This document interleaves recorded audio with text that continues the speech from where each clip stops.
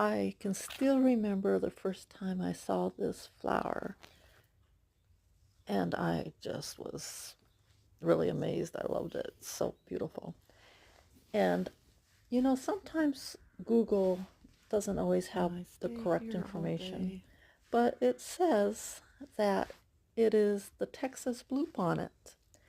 So I looked it up, and Texas bluebonnets, the flower, is actually 6 different species of lupins, according to Google. And you know how accurate they are. Sometimes very much, sometimes not. Anyway, Australia Can I stay has the here all highest day? amount of lupins. And what else? They're poisonous, so you can't eat them. Darn it.